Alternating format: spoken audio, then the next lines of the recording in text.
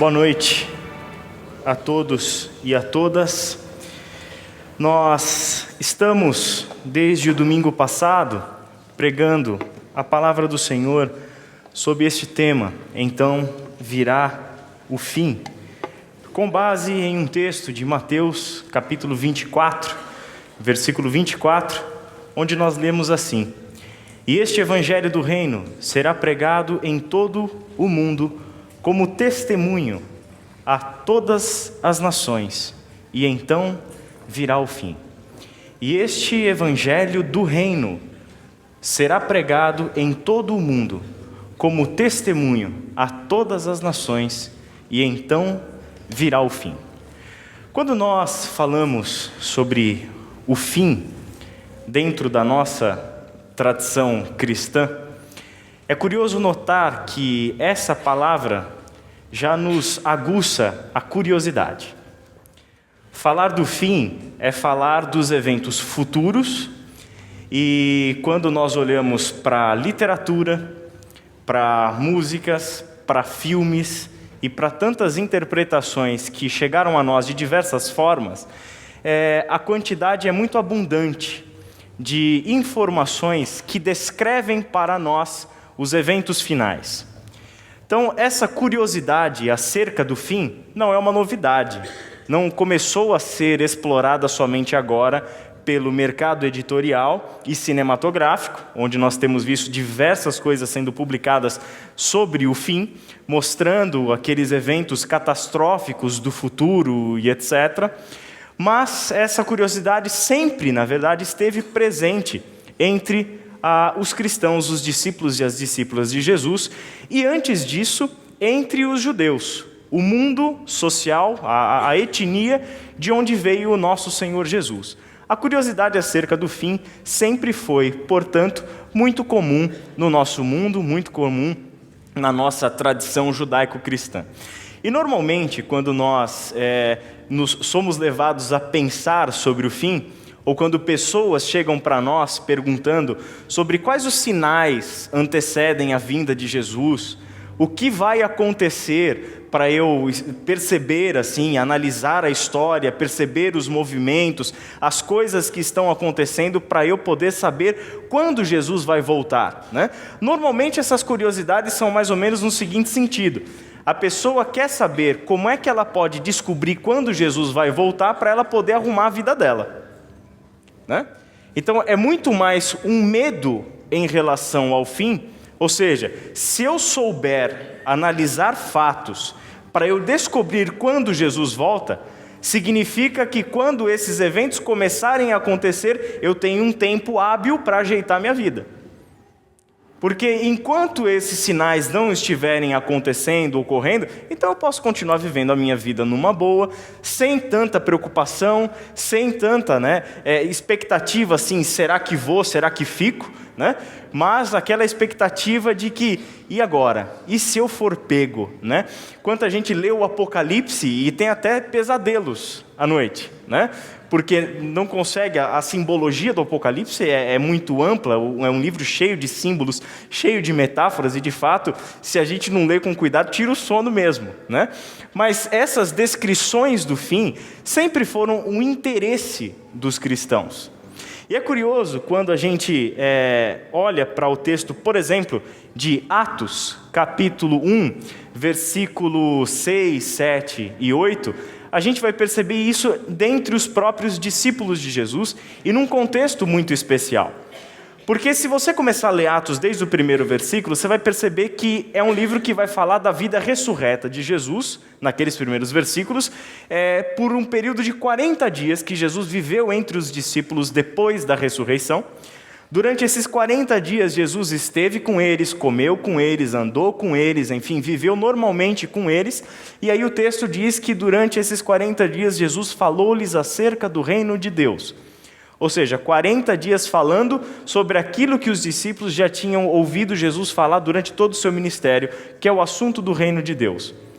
E essa menção e a pergunta que os discípulos fazem a Jesus, porque a curiosidade dos discípulos permanecia lá, já estava aguçada, e tendo vivido 40 dias com Jesus ressurreto, o que eles pensavam? Agora vai, agora o fim chega, agora o Senhor, agora que ressuscitou e a gente já viu essas coisas acontecer, agora vai, né?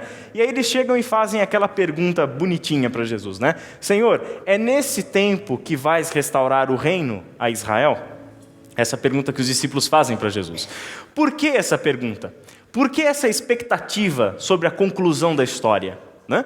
Porque, na verdade, o contexto social e religioso onde Jesus desenvolveu o seu ministério era um contexto de alta expectativa escatológica. Era um povo que esperava o fim, mas esperava como também tinha ansiedade pela chegada do fim logo. Porque é um povo que vivia dominado pelo Império Romano. Era um povo que tinha um rei chamado Herodes, que já tinha caído na desgraça dos olhos do povo. Não era um rei de direito, não deveria estar lá, não deveria estar governando sobre o seu povo. Eles estavam pressionados e angustiados pela religião, pela situação atual da religião de Israel. Na mão dos saduceus que controlavam o templo, na mão dos fariseus religiosos altamente legalistas na aplicação da vida religiosa para o seu povo, ou seja, eles estavam pressionados de todos os lados. Não eram dias fáceis de se viver, principalmente quando a gente percebe para quem Jesus pregou as boas novas desse reino de Deus, deste evangelho do reino, que foram para as pessoas comuns, que foram para os trabalhadores, para as pessoas que viviam com muita dificuldade, para as pessoas comuns, semelhantes a nós. Esse evangelho não é pregado para os reis, para as autoridades políticas, para os círculos da alta sociedade, não. Jesus destina o seu ministério e anuncia o evangelho do reino para as pessoas da base do extrato social. É para lá que Jesus vai proclamar o evangelho do reino. E por proclamar o evangelho do reino lá, o que ele encontra? Um povo com grande expectativa. Nós esperamos que alguma coisa aconteça, que uma intervenção divina ocorra em nossos dias e que nos mude a sorte, de que vire esse jogo, porque nós não aguentamos mais viver do jeito que nós estamos vivendo.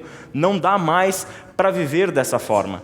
Daí é que todo o ministério de Jesus, toda a pregação de Jesus, toda a ação de Jesus se deu nesse contexto, de pessoas que aguardavam ansiosamente o fim, a chegada do reino de Deus. E a pergunta dos discípulos para Jesus é ainda mais curiosa, porque depois de 3 anos acompanhando Jesus e mais 40 dias vivendo com Jesus ressuscitado, a pergunta deles é se naqueles dias seriam os tais dias, os dias que Jesus restauraria o reino a Israel. A perspectiva dos discípulos, com essa pergunta a gente já pode ver qual era. Eles esperavam que Jesus restauraria o reino de Israel, ou seja, ele tiraria Herodes do trono e assumiria o poder, porque Jesus é descendente de Davi, e Jesus é herdeiro do trono por linhagem terrena. Ele é herdeiro do trono.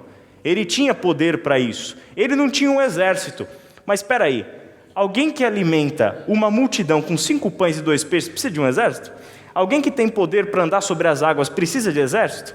Alguém que manda para que a tempestade se acalme precisa de exército? Eles viram essas coisas. Eles viram o poder que Jesus tinha. Significava que eles apostaram todas as fichas em Jesus.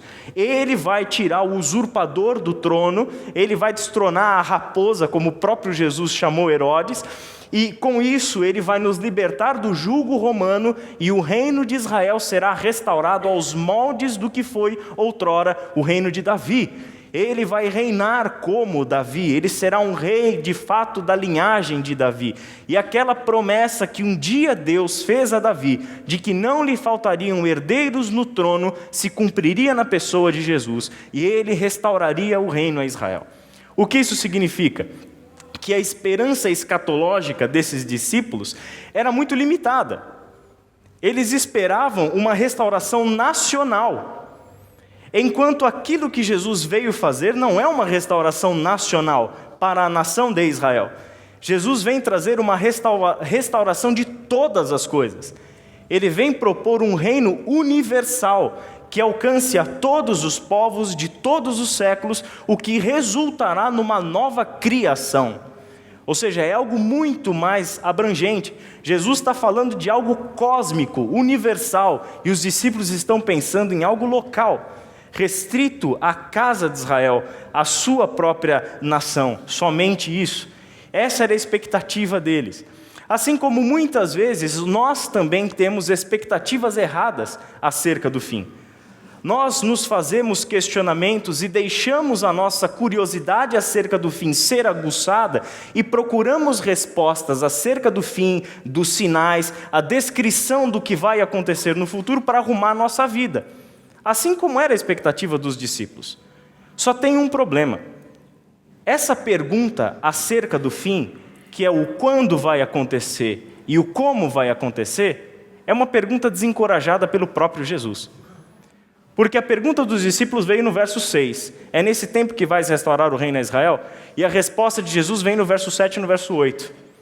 A resposta de Jesus é muito simples. Não interessa. Não interessa.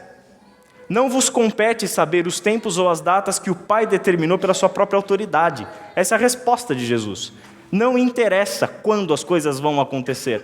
Não interessa nem porque, primeiro que a pergunta já está errada. Quando é que eu vou restaurar o reino a Israel? Não entenderam, né? Então, além da pergunta errada, vocês estão fazendo mais pergunta errada. Quer me perguntar o quando essas coisas vão acontecer. E não vos interessa saber os tempos ou as datas que o Pai determinou pela sua própria autoridade. Mas, vocês receberão poder ao descer sobre vós o Espírito Santo. E vocês serão as minhas testemunhas em Jerusalém, Judeia, Samaria e até os confins da terra. Ou seja, eles estão olhando para o futuro, o quando as coisas vão acontecer. E Jesus coloca o olhar deles para o presente. Não é para você olhar para o futuro. Não é para você tentar descobrir quando vai acontecer. Não é para você tentar descobrir, trazendo isso para nós, quando eu vou voltar ou quais os sinais que vão anteceder a minha vinda para você arrumar a sua vida. Não. O que você de fato precisa saber e ocupar sua mente é com o que você tem para fazer nesse tempo presente. E nesse tempo presente é o tempo de você receber o Espírito Santo de Deus, ser revestido com o poder para ser uma testemunha de Jesus e cumprir a missão que o Senhor Jesus deixou para nós, os seus discípulos e as suas discípulas. Daí é que esse olhar para o futuro e essa curiosidade sobre o futuro perde completamente o seu sentido, onde nós devemos olhar para o tempo presente. Mas como é que a gente faz com essas palavras como essa? Então virá o fim. O curioso é que essa palavra fim no texto original é telos. E além de fim, no sentido de acabou o filme, apareceu a legenda lá, the end. Né? Ou acabou o livro, tem lá, fim. Ou o último slide está escrito fim. Quer dizer, é o fim que acabou ali. E não tem mais nada depois. Compra outro livro, assiste outro filme, pega outro slide. Né? Mas isso tem um sentido além. O telos grego também tem o sentido de finalidade ou propósito. Daí é que nós podemos ler esse texto com outros olhos também. Este evangelho do reino será pregado em todo o mundo como testemunho a todas as nações, e então virá revelado a nós o propósito para o qual Deus fez todas essas coisas. Então virá a finalidade última para a qual Jesus veio a este mundo trazer o reino de Deus a nós. Então virá a conclusão do plano eterno de Deus. E o dia seguinte do fim, da conclusão do plano de Deus, é aí que a tua vida e a minha vai começar de fato. E aí é que a gente vai reinar com Ele para sempre. Significa que para quem é um discípulo de Jesus, para quem é uma discípula de Jesus, a gente não tem o que temer em relação ao fim. Muito pelo contrário, a gente tem que aguardar esse fim com ansiedade.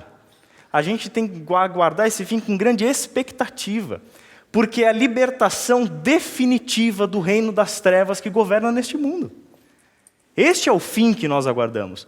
Essa é a finalidade do que Deus fez na história. Nós aguardamos a conclusão, o propósito pelo qual Deus trouxe Jesus ao mundo, um dia há de ser revelado. E existe também um jogo sensacional de palavras aqui. Quando ele nos coloca, e o Evangelho faz isso sempre, nos coloca diante do fim iminente, ele faz com que você viva na expectativa. Uma vez que ele se recusa a dizer o quando será o fim, apenas diz que haverá o fim. Significa que nós vivemos na expectativa do fim todos os dias, o tempo todo. Seja 40 dias do Jesus ressuscitado, seja 2000 anos depois. Nós vivemos na expectativa, porque eu sei disso. O fim virá. Se vai ser hoje, se vai ser amanhã, eu não sei. E não me importa saber, porque o próprio Jesus me desencorajou a fazer perguntas sobre o quando. Mas eu sei de uma coisa, ele virá. E o fim está próximo. Isso me faz viver na expectativa, ou seja, sempre pronto, sempre vigiando, sempre preparado, sempre cumprindo a minha missão. Nunca nessa coisa ilógica, sem sentido para a fé evangélica de eu saber do fim para daí poder arrumar minha vida. Isso não faz o menor sentido. Significa então, concluindo essa parte, que este fim, então virá o fim. Nós estamos falando da conclusão, da finalidade, do propósito que Deus tem revelado a nós ao longo da história e que um dia, em breve, há de se revelar a nós definitivamente. E a partir daí, nós teremos de fato uma nova realidade, onde o reino de Deus é o único reino que existe. Onde o reino de Deus é a única realidade que existe. E aí você tem uma porção de textos bíblicos que definem essa qualidade do novo tempo para nós. Um tempo onde não haverá mais choro. Um tempo onde dos nossos olhos serão enxugadas todas as lágrimas. Um tempo onde não haverá mais morte. Um tempo onde somente a vida será celebrada. Onde a vida e para a vida nós viveremos. E é a vida no reino de Deus. Onde Deus é a realidade última de todas as coisas. Esse é o tempo que nós aguardamos. Essa é a finalidade para a qual a história ruma. E enquanto não vem o fim, nós precisamos considerar essa primeira frase. E este evangelho do reino será pregado. Como vem sendo pregado desde os dias de Jesus. Porque quando nós nos perguntamos, ou quando perguntamos para os evangelhos, qual era a mensagem de Jesus? Ou seja, não sei se alguém já te fez essa pergunta, ou se você já se fez essa pergunta. Mas, pergunta, né? O que Jesus ensinou? O que Jesus pregou? O que Jesus veio dizer? Qual era a mensagem de Jesus? Qual era o ensino de Jesus? Com certeza, nós temos uma porção de respostas para essa pergunta, né? E aí a gente tem respostas do tipo, Jesus veio pregar perdão dos pecados. Jesus veio pregar salvação. Jesus veio pregar vida eterna. Jesus veio pregar libertação. Jesus veio pregar cura. Jesus veio pregar prosperidade. Jesus veio pregar, enfim, Jesus pode ter vindo pregar qualquer coisa que a gente queira. E isso é o que de fato a gente tem visto por aí, né? Cada dia Jesus ganha uma profissão nova, né? Cada dia Jesus ganhou uma agenda nova. Por quê? Porque as pessoas têm dito que Jesus veio fazer cada coisa que eu não sei aonde encontram no Evangelho isso. Mas quando nós olhamos para o Evangelho, a gente vai descobrir o que Jesus veio fazer. E o que Jesus ensinou e o que ele pregou. E a resposta é muito simples. Jesus pregou o reino de Deus. Essa era a mensagem de Jesus. Jesus anunciou o reino de Deus. E foi isso que ele veio fazer na terra. Tanto que os 40 dias depois da ressurreição, ele fica com os discípulos falando com eles acerca do quê? Do reino de Deus. Não tem outro assunto. Esse é o assunto que Jesus veio tratar. Salvação, vida eterna, perdão dos pecados e etc. Tudo isso daí está debaixo desse grande assunto. E o grande assunto é o reino de Deus. Significa que nós precisamos nos perguntar o que é esse reino de Deus? Qual é a qualidade desse reino de Deus? Como é que funciona esse reino de Deus hoje, agora, no tempo presente? E este amanhã futuro que aguardamos? Como é que nós podemos compreender essa relação? O texto que serve de base para respondermos essas questões é o texto que dá início ao ministério de Jesus.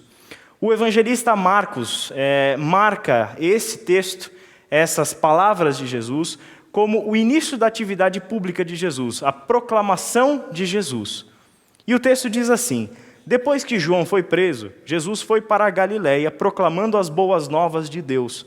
O tempo é chegado, dizia ele, o reino de Deus está próximo. Arrependam-se e creiam nas boas novas. Vamos orar novamente? Pai querido, estamos diante da sua palavra e lemos, Senhor, palavras proclamadas pelo Senhor há tanto tempo atrás. Palavras que têm ecoado ao longo dos séculos. E ainda, Senhor, têm feito tanto sentido. Têm transformado tantas vidas. Têm trazido tantas e tantas pessoas para debaixo do teu reinado, do teu domínio. A nossa oração nessa noite é que o teu Santo Espírito fale ao nosso coração e que essas palavras sejam mais uma vez audíveis a nós, compreensíveis à nossa mente. Que encontre no nosso coração um terreno fértil, onde ela possa ser plantada e onde ela possa florescer. Em nome do teu Filho Jesus. Amém. Essas palavras, portanto, marcam o início do ministério de Jesus. Depois que João foi preso, João Batista, Jesus dá sequência ao ministério de João. João Batista, ele pregou um evangelho, uma boa nova, que era a chegada iminente do reino de Deus. Ele pregou um batismo para o arrependimento e preparação para a chegada do reino de Deus, para a chegada do Messias. Essa era a mensagem do Batista. Então João, aquele ser estranho que a gente encontra no Evangelho, que se veste de pele de camelo, usa um cinto de couro, come gafanhoto e mel silvestre, né? E vive no deserto, batizando o pessoal lá no deserto para arrependimento, tem uma palavra muito dura, né? João é aquele personagem que se assemelha muito aos profetas do Antigo Testamento, né? João prega um evangelho, uma boa nova, de que o reino de Deus está para chegar, de que o Messias está para chegar, e a chegada do Messias significava a chegada do reino de Deus na terra. Significava um momento decisivo na história. Então, quando João é preso, Jesus inicia o seu ministério de proclamação das boas novas do reino de Deus. E essa era a mensagem de Jesus. O reino de Deus está próximo, o tempo é chegado. Portanto, arrependam-se e creiam nas boas novas. Esse texto, então, a proclamação das boas novas, do Evangelho, das boas notícias acerca do reino de Deus, é o início da atividade pública de Jesus, é aquilo que ele pregou e fez durante todo o seu ministério, é aquilo que os apóstolos ouviram de Jesus depois da sua ressurreição, e foi aquilo que os apóstolos proclamaram ao longo de toda a história da igreja, dos 30 anos pelo menos, registrados dentro do livro de Atos dos Apóstolos. Se você quiser dar uma olhada nisso depois, você vai perceber que no comecinho de Atos é Jesus falando com os seus discípulos acerca do reino de Deus, e o último capítulo, os 2 últimos versículos de Atos, é o apóstolo Paulo na capital do império, em Roma, proclamando as boas novas do reino de Deus sem impedimento algum. Significa que foi assim que os apóstolos entenderam. Eles estão aqui e nós estamos aqui para vivermos sob o reinado de Deus, sob o domínio de Deus, e proclamarmos a mesma mensagem que Jesus proclamou para nós. Significa, gente, que quando nós lemos essas palavras, elas têm um significado brilhante, não só dentro da Bíblia, não só dentro do Novo Testamento, mas na história da humanidade. Porque essas palavras de Jesus são um marco que dividem a história entre antes dele e depois dele. Essas palavras de Jesus estão dizendo que o tempo que Deus determinou para trazer ao mundo o seu reino agora chegou. Estava ali à disposição de quem se arrependesse e cresce.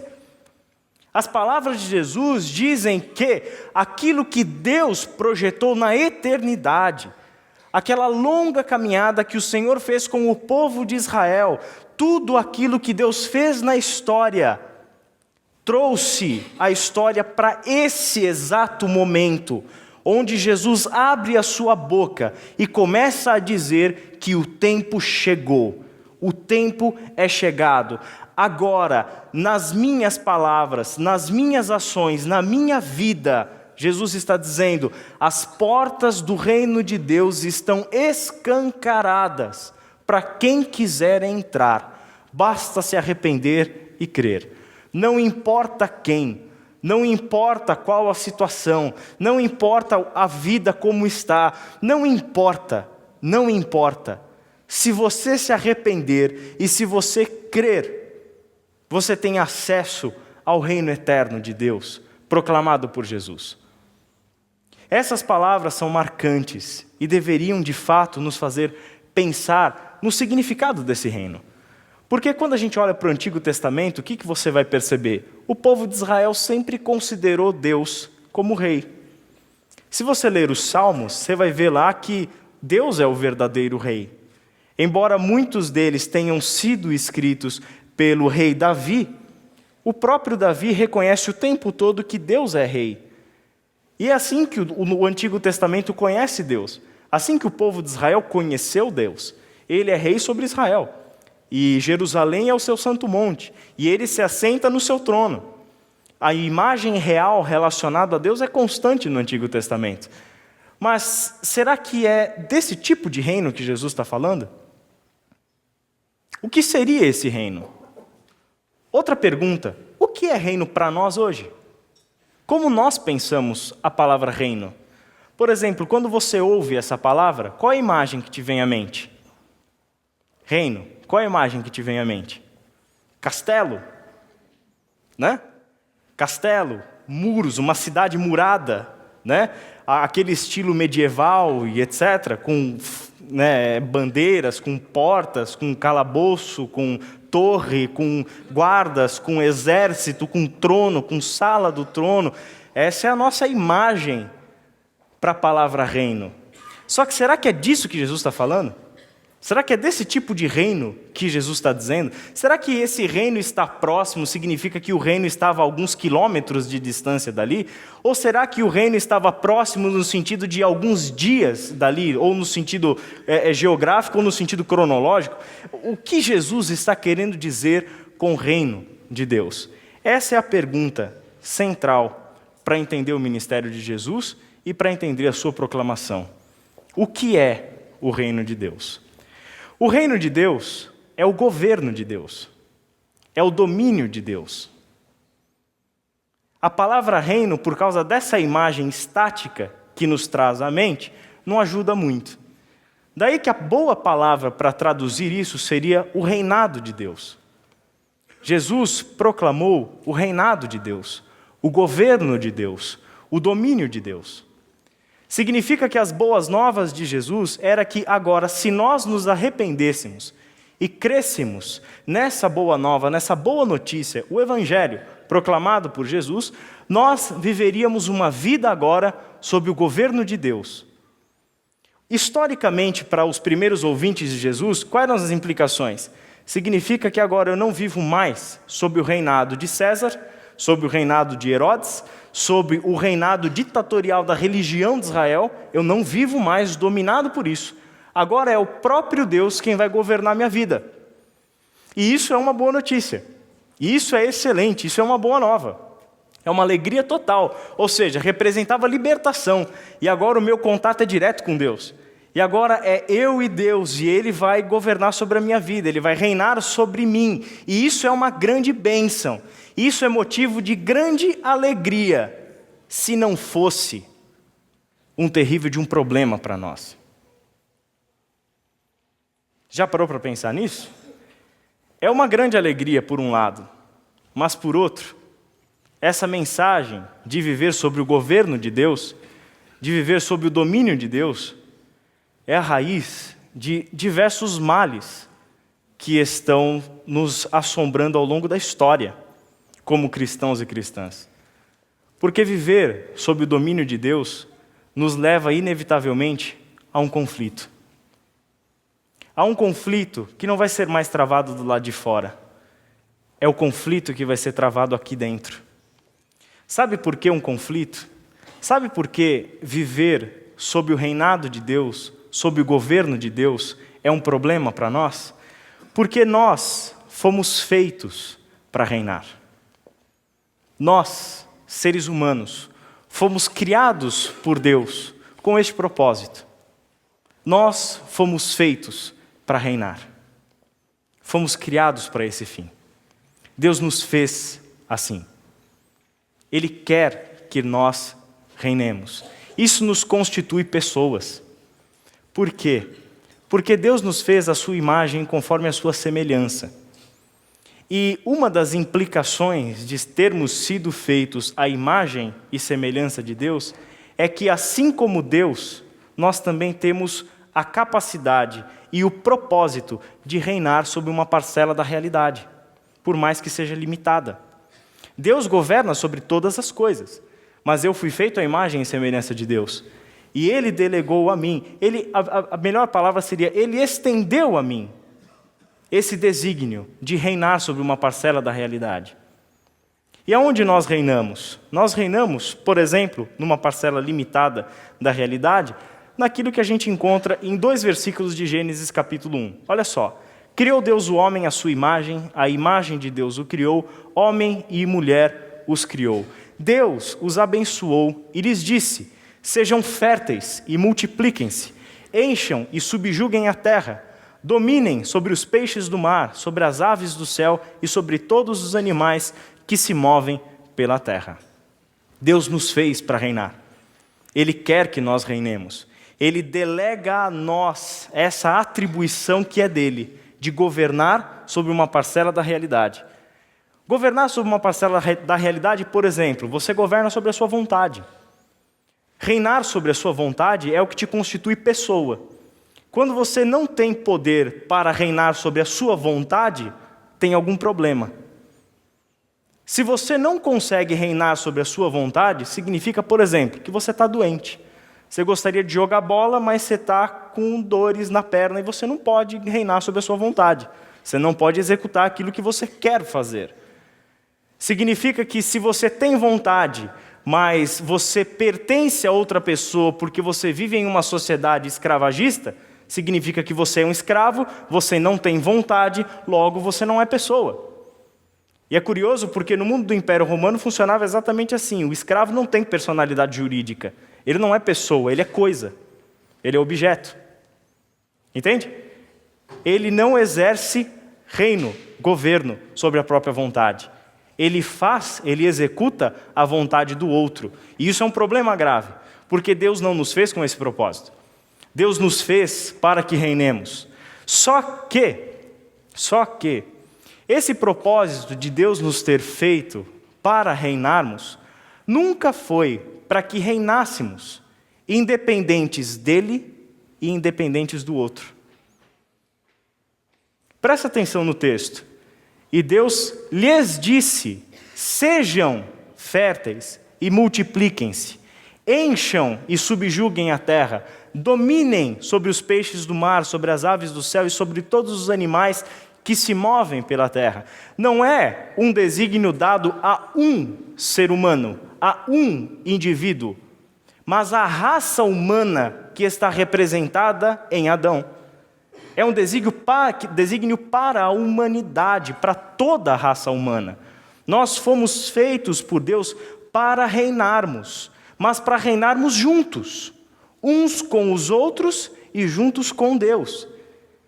Deus nos fez para reinarmos, para que fôssemos governantes de todas as coisas, juntos com Ele e juntos uns dos outros. Esse é o propósito da criação. Nós fomos feitos para isso. E esse desígnio não saiu de nós. Nós continuamos com esse propósito e nós continuamos como reis e rainhas sob uma parcela limitada da realidade, que é a tua vontade, principalmente. Você continua assim. Só que, o que aconteceu em Gênesis 3? Aconteceu o pecado. Aconteceu uma ruptura. Aconteceu que essa humanidade parou para analisar tudo o que tinha acontecido. Deus me criou à sua imagem e semelhança. Deus me colocou para reinar sobre uma parcela limitada da realidade, ele já falava o nosso dialeto moderno, né? Ele já tinha me colocado para governar sobre essas coisas. Ele me chamou para reinar junto com Ele. Ele me chamou para reinar junto com o próximo. Está tudo lindo, maravilhoso, adorei a proposta de Deus, mas tem um detalhe, eu quero reinar sozinho. Eu não quero saber de reinar junto com Deus. Eu não quero saber de reinar junto com ela. Eu quero a mulher, mas eu não quero reinar junto com ela. Eu não quero dividir essa função de reinar junto com ela. Eu quero reinar sobre ela. Entende? Eu não quero reinar junto com Deus. Muito obrigado. Ele que reine onde Ele quiser, mas eu quero reinar sobre a minha própria vida. Eu quero determinar o certo e o errado. Eu quero governar. Eu quero reinar sobre a minha própria vontade. E esse é o problema. Porque a humanidade se extraviou, portanto, do seu propósito. Foi para longe do ideal estabelecido por Deus, que é para que reinássemos juntos com Ele e uns com os outros. O pecado trouxe a separação em relação a Deus e em relação ao próximo. Daí a ideia do dominem, que era um trabalho de mordomia. Ou seja, eu criei, vocês cuidem, vocês deem nomes, vocês cultivem a terra, vocês tratem os rebanhos, vocês cuidem da minha criação. Vocês criem em cima daquilo que eu criei. É o reinado conjunto, é o trabalhar juntos com Deus, é uma cooperação com Deus. Mas o que a gente prefere fazer? Reinar sozinho. Eu não quero saber de reinar com Deus e muito menos de reinar com o próximo. Eu quero reinar sobre a minha vida, e reinar sobre a minha vida vai trazer consequências como, por exemplo, reinar sobre a vida do outro. Daí, gente, é que o homem reina sobre a mulher, daí é que um reino reina sobre outro reino, daí é que um reina sobre o escravo, daí é que um reina sobre o outro, e a gente está em toda a história bíblica e em toda a história da humanidade procurando saber como eu vou fazer para reinar sobre os outros ao invés de ser reinado pelos outros. Essa é a história da humanidade, essa é toda a história bíblica. Surge reino, cai reino, e a gente está procurando exatamente isso. Quem governa sobre quem? Lucas 22, por exemplo, os discípulos na última ceia com Jesus, Jesus estabelecendo ali a nova aliança no seu sangue, e o que é que os discípulos estão discutindo? Qual deles é o maior? Ou seja, qual deles governa sobre o outro? Qual deles reina sobre o outro? Essa é a história da humanidade. Essa é a nossa história. Essa é a verdadeira guerra dos tronos. A guerra dos tronos que a Bíblia apresenta é a guerra dos tronos que agora, nesse exato momento, está acontecendo aí dentro de você. É uma guerra dos tronos que acontece dentro do seu próprio coração. E você nem percebe. E você nem se dá conta do quanto isso é decisivo para o nosso modo de vida. Dallas Willard, no livro A Conspiração Divina, diz o seguinte: nós, todos nós, somos seres espirituais indestrutíveis, dotados de um chamado eterno e singular para trabalhar pelo bem no magnífico universo de Deus. Nós, todos nós, sem nenhuma exceção, todo ser humano é um ser espiritual indestrutível, com um chamado superior, com uma vocação dada pelo próprio Deus. E essa vocação é para reinarmos juntos com Deus. E nisso cooperar com Deus, trabalhar junto com Deus, pelo bem no magnífico universo que Deus criou. Nós fomos feitos com esse propósito. É para isso que Deus nos chamou. Essa é a nossa vocação. Mas o pecado nos distanciou desse propósito. O pecado nos levou para longe desse propósito. E nós nos tornamos os nossos próprios governantes.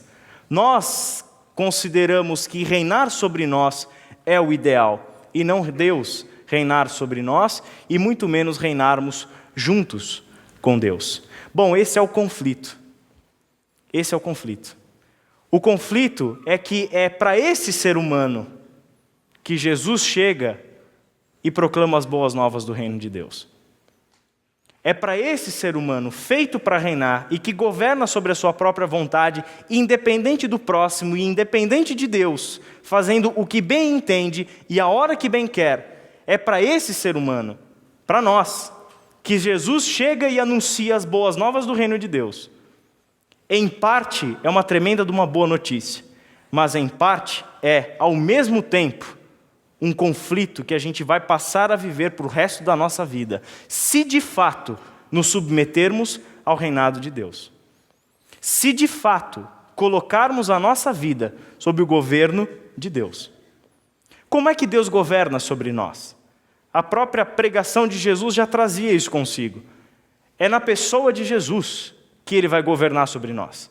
Como é que é na prática? Eu tenho que obedecer à lei de Moisés, agora como é que eu faço? Né? É muito simples, porque o primeiro imperativo é arrependa-se, o segundo é creiam, e o terceiro é, que está na parte do texto que a gente não leu, siga-me, siga-me. Arrependam-se, creiam e siga-me. Essas são as 3 palavras. Se você se arrepender e crer, você tem acesso a esse reinado de Deus. E o passo seguinte, para que na prática você viva sob o reinado de Deus, nós temos a palavra siga-me. Ou seja, Jesus te chama para o discipulado. Jesus te convida para ser um discípulo, para ser uma discípula dele. E é no processo de discipulado que Deus vai reinar sobre a sua vida, que Deus vai governar a sua vida, que Deus vai te ensinar a viver no seu reino eterno. Só que esse é o conflito, gente, e permanece entre nós.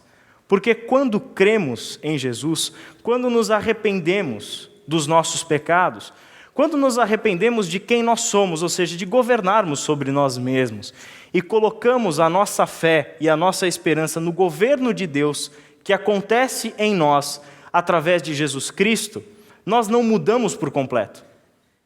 Nós não perdemos a nossa vontade de reinar sobre a nossa realidade. Ela vai permanecer dentro de nós. E nós continuaremos a querer reinar sobre nós. E aí esses conflitos começam a ser diários. Porque eu reinei até agora sobre a minha própria vida. Eu fui o Senhor da minha vontade. Eu governei sobre mim mesmo até então. Agora o que eu tenho? Eu tenho um outro Senhor que entrou na minha vida e que quer tomar o controle. E nesse processo dele tomar o controle, o que eu vou ter que fazer? Eu vou ter que ceder esse controle. E, gente, fazer isso, você deve saber que não é nada fácil. Porque essa é a nossa realidade de vida. Nós estamos o tempo todo lutando com Deus pelo controle da nossa vida.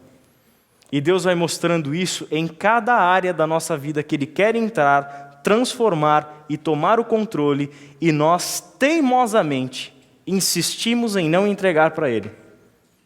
Insistimos em continuarmos reinando sobre nós mesmos. É isso que acontece. E esse é o nosso conflito. É um conflito, e essa palavra é exatamente a que Paulo usa em Gálatas capítulo 5, quando ele fala da obra da carne e do fruto do Espírito. Onde ele fala que carne e Espírito estão em conflito, guerreiam uma com a outra. Carne é a minha natureza humana, que governa sobre mim mesmo. E Espírito é a minha natureza espiritual em Cristo Jesus, que quer dar o controle para Deus. Agora eles estão em conflito, porque um quer uma coisa e o outro quer outra.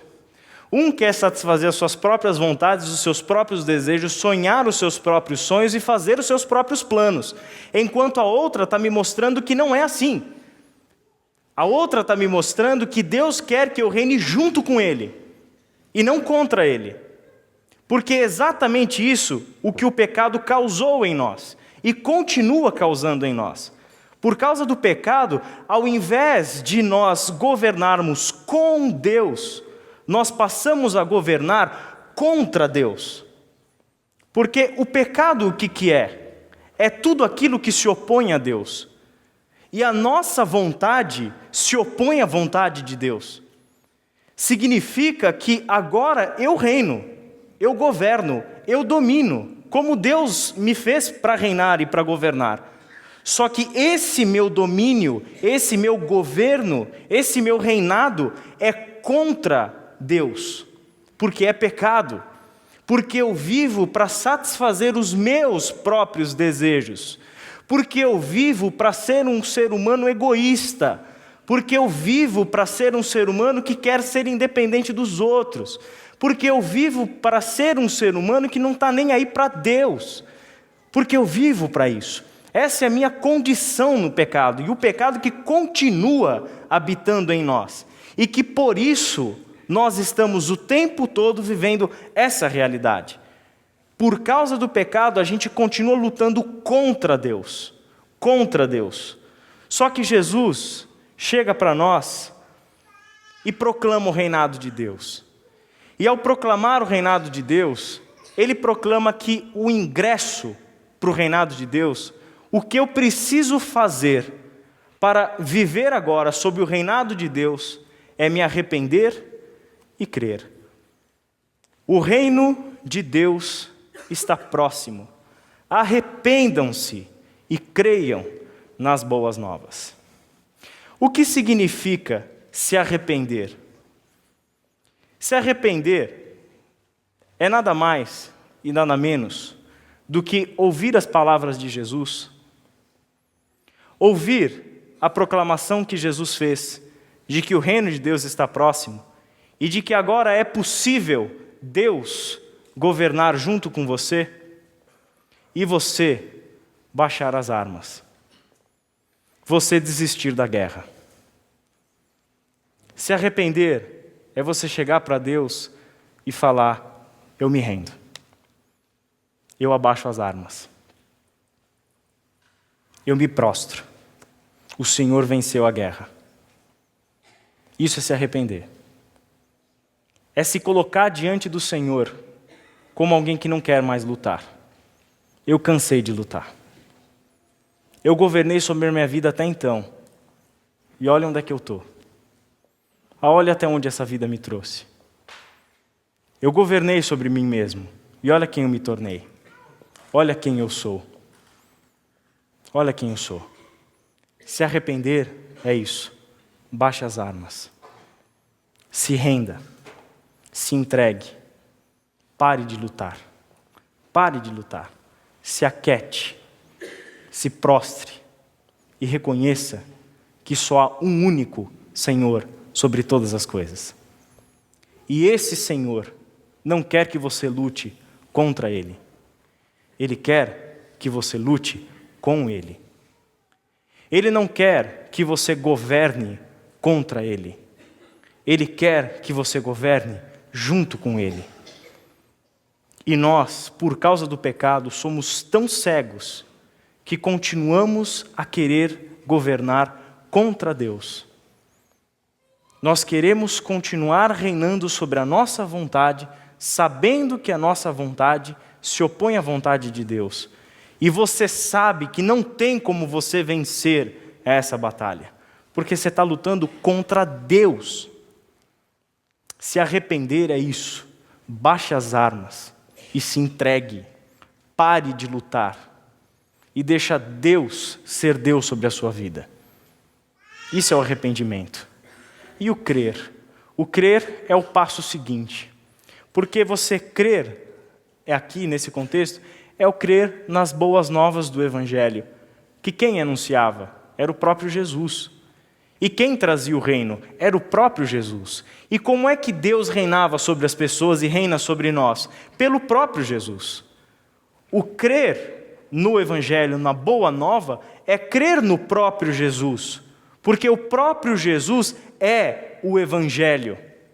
Jesus é a boa nova. Porque foi na morte dele que nós fomos apaziguados com Deus. Porque foi na justificação que temos em Cristo Jesus que foi declarado paz a essa guerra entre você e Deus.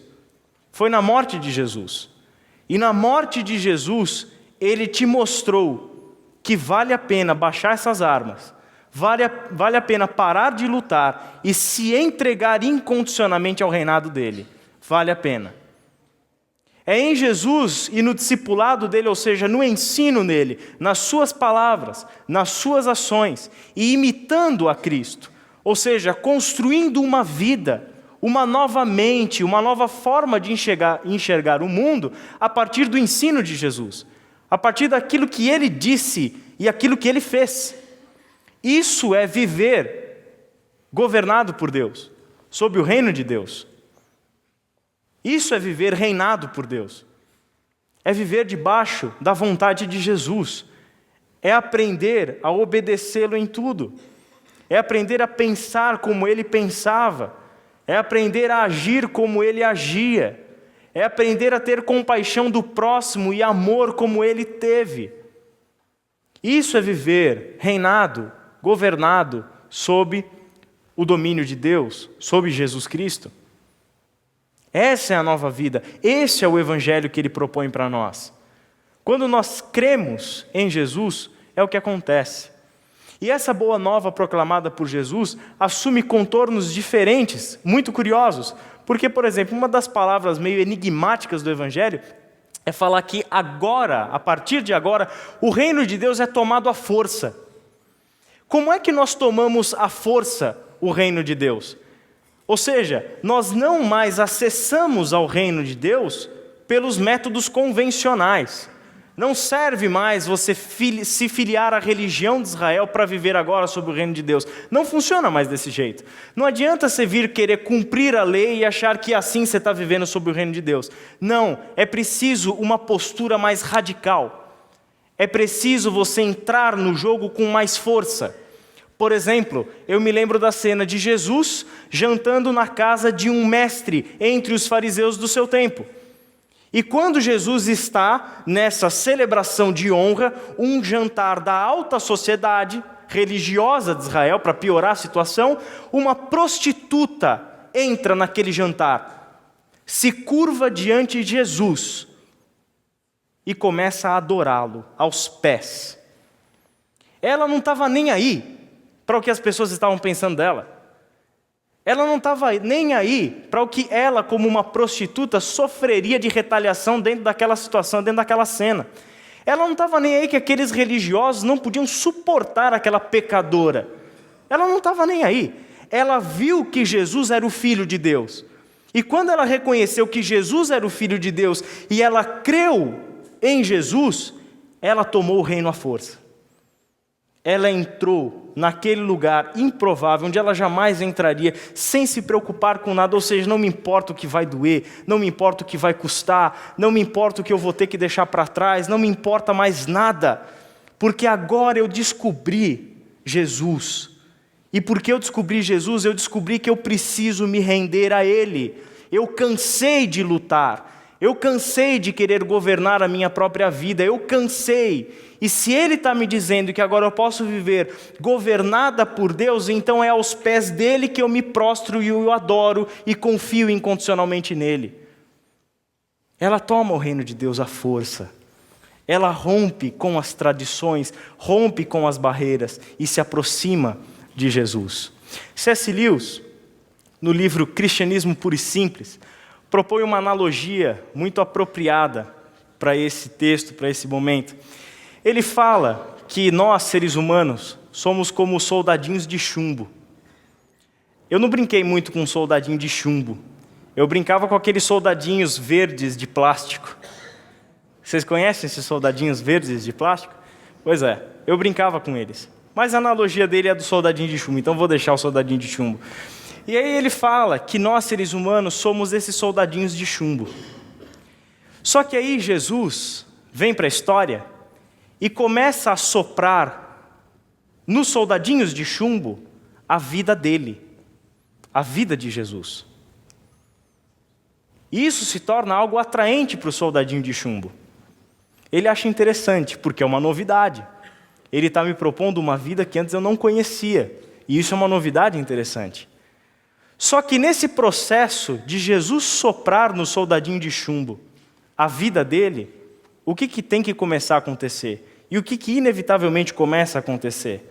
O chumbo tem que se transformar em carne. E aí, quando o soldadinho de chumbo começa a receber essa vida de Jesus, e ele começa a perceber que o chumbo está virando carne, ele começa a sentir dores. ele começa a ficar preocupado. Eu estou morrendo. Eu estou morrendo. Porque antes ele só conhecia a vida dele feita de chumbo. Agora é uma nova vida feita de carne, sendo colocada no lugar do chumbo, progressivamente. E quando isso começa a acontecer, o que ele quer fazer? Ele quer assumir o controle de novo, ou parar ou reverter o processo. Eu não quero virar carne. Sabe por quê, gente? Porque receber a vida de Jesus e ser transformado à imagem de Jesus é um processo doloroso. É um processo que os apóstolos definiram como mortificação da carne. É um processo de morte, onde nós estamos morrendo. Onde nós estamos morrendo para nós mesmos. Porque se eu não morrer, Cristo não governa. O soldadinho de chumbo permanece de chumbo. E o que Cristo quer fazer? Ele quer substituir o chumbo pela carne. Ele quer que dia após dia você morra mais um pouco. E sabe o que a gente aprende com isso? Eu li um livro de um poeta lá do Rio Grande do Sul, gosto muito dele, e ele fala que a vida fica mais sensível diante de cada morte. E isso é verdade. Você já parou para pensar o quanto a morte torna a nossa vida mais sensível? A morte de um ente querido, ou você viver na iminência da morte, a vida muda para você. A vida se torna algo mais precioso. A vida se torna cada vez mais sensível. A cada morte, a vida se torna mais sensível. E é assim sob o reinado de Deus. Porque viver governado por Deus significa baixar as armas e deixar que Ele governe, sabendo que nesse processo nós começamos a morrer. A nossa vontade começou a morrer. Os nossos sonhos começaram a morrer. Os nossos ideais começaram a morrer. E esses sonhos, e essas vontades, e esses desejos começaram a morrer sendo substituídos pelos sonhos, pelas vontades e pelos desejos de Deus. É um processo doloroso, mas eu quero te dizer uma coisa, vale a pena. Sabe por que vale a pena? Porque nesse processo, quando nós nos rendemos a Cristo e entregamos as nossas armas e deixamos que Ele governe sobre nós, o que aconteceu? Aconteceu a restauração do propósito original de Deus. E ali você deixou de reinar contra Deus e ganhou um aliado. Deus agora vai reinar do teu lado. Antes você lutava contra Deus.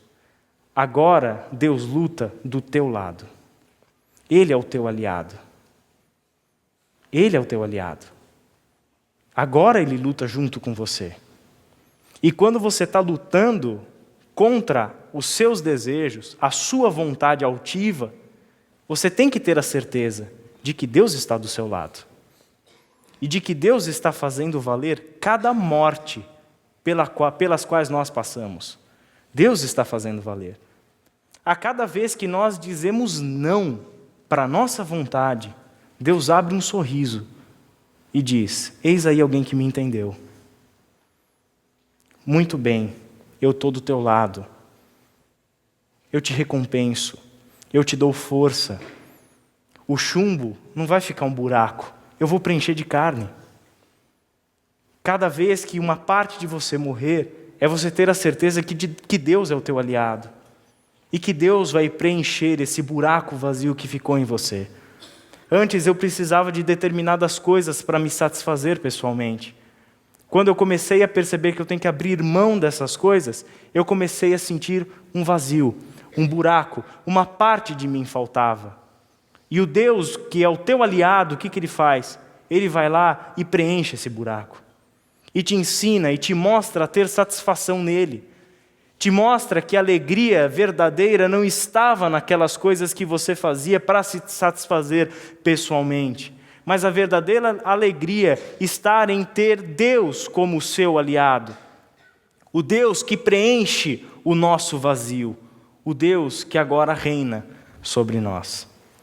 O apóstolo Paulo escreveu para os Coríntios o seguinte: pois, embora vivamos como homens, não lutamos segundo os padrões humanos.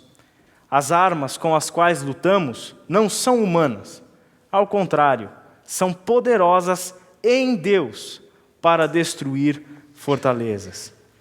Destruímos argumentos e toda pretensão que se levanta contra o conhecimento de Deus e levamos cativo todo pensamento para torná-lo obediente a Cristo. O que é esse processo? O processo de viver sob o reinado de Deus significa que nós ganhamos novas armas. Agora, as armas de quem luta do lado de Deus. As armas de quem agora entendeu que a vida que Deus promove para nós é infinitamente superior do que aquela vida que nós lutamos tanto para alcançar, para conseguir. Agora nós entendemos que a graça do Senhor que se revelou a nós em Jesus é aquela que nos deu novas armas, que nos possibilitou levar a nossa mente à submissão de Cristo, levar o nosso pensamento cativo a Cristo, porque é no pensamento que nasce a tua vontade, é no pensamento que você governa sobre a sua vontade. E o que nós temos a condição de fazer agora, de submeter, de levar cativo, prisioneiro a Cristo, os nossos pensamentos, portanto as nossas vontades. Nós podemos submeter a Ele, para que governe de fato sobre nós, para que de fato nós entendamos o nosso propósito neste mundo, de trabalhar junto com Deus, para cuidar desse universo incrível que Ele fez. E nesse processo, Deus tem um interesse muito grande em te ajudar, em se fazer o seu aliado, em lutar do seu lado. Na carta também aos Coríntios, Paulo diz que nós somos conduzidos vitoriosamente em Cristo Jesus. E a imagem que isso traz a nós é muito bonita, porque ser conduzido vitoriosamente, ou ser conduzido em triunfo, é a imagem do imperador romano com a sua escolta pessoal entrando dentro da cidade após a conquista de uma batalha. E no final daquele grupo de pessoas que entra com o imperador, estão os vencidos em guerra, estão os derrotados. O que Paulo diz é que graças a Deus que nós somos conduzidos em triunfo por Cristo Jesus. Ele agora é o nosso rei e ele venceu a batalha. E agora eu sou o seu prisioneiro.